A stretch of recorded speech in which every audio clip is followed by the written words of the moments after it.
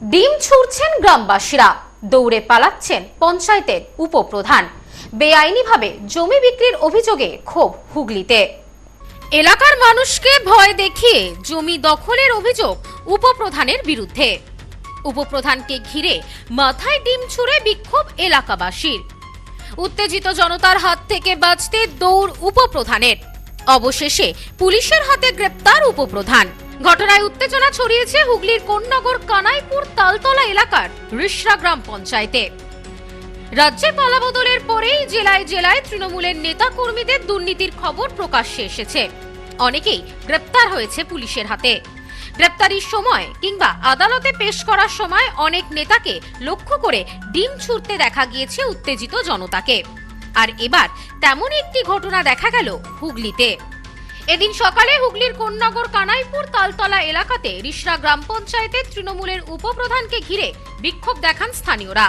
তাকে লক্ষ্য করে ডিম ছোড়েন স্থানীয়রা। উত্তেজিত জনতার হাত থেকে উপপ্রধানকে বাঁচাতে তাকে গ্রেপ্তার করে পুলিশ। এলাকাবাসীর অভিযোগ, সরকারি খাস জমি দখল করে বিক্রি করে দিচ্ছিলেন রিষড়া গ্রাম পঞ্চায়েতের উপপ্রধান শাহজাদ হোসেন। মঙ্গলবার এলাকায় বুলডোজার নিয়ে এসে এলাকার একাধিক জমি ভরাট করছিলেন শাহজাদ।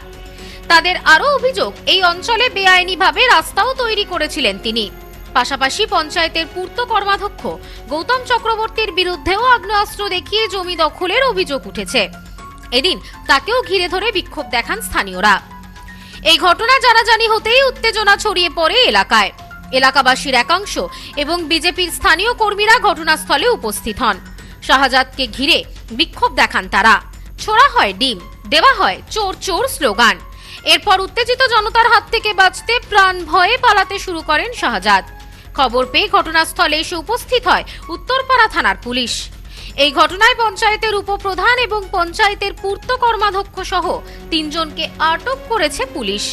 এই বিষয়ে এক বৃদ্ধা মায়া রায় জানান, এখানে অবৈধভাবে জমি দখল করে রাস্তা তৈরি করে সেই জমি মোটা টাকায় বিক্রি করেছে।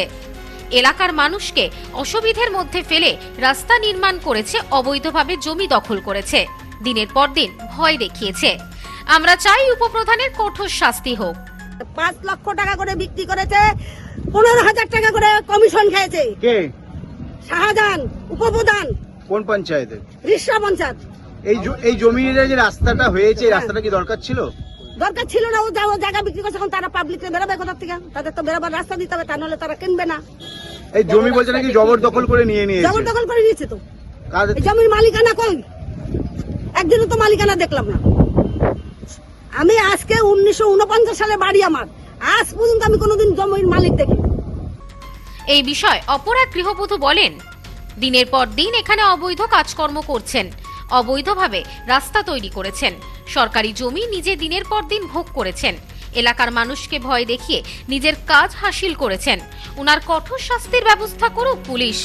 এখানে সমস্যা হচ্ছে, এখানে যে রাস্তাটা করেছে এখানে কোনো জনবসতি নেই, তার সত্ত্বেও এখানে রাস্তা করে অন্য জায়গা থেকে নোংরা নিয়ে এসে এখানে ফেলা হয়। এখানে মানে জনবসতি নেই, অথচ রাস্তা করেছে কিন্তু জল নিকাশি করেনি। এই রাস্তা কি এখানে দরকার ছিল? না, কোনো দরকার ছিল না। এখানে মানুষ বসবাস করে না, কোনো মানুষ বসবাস করে না। তাহলে কেন রাস্তা করলো?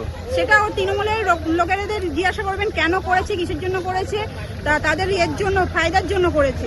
জমি নিয়ে সেগুলোকে ওরা নিজেরা বিক্রি করছে। আর এদিনের এই ঘটনায় যথেষ্ট উত্তেজনা ছড়িয়ে পড়ে গোটা এলাকায়। পরিস্থিতি সামাল দিতে ঘটনাস্থলে এসে পৌঁছায় পুলিশ এবং কেন্দ্রীয় বাহিনী। অভিযুক্তদের আটক করার দীর্ঘ সময় পর পরিস্থিতি নিয়ন্ত্রণে আসে। রাজেশ দেবনাথের রিপোর্ট, নিউজ স্নোম্যান্সল্যান্ড, হুগলি।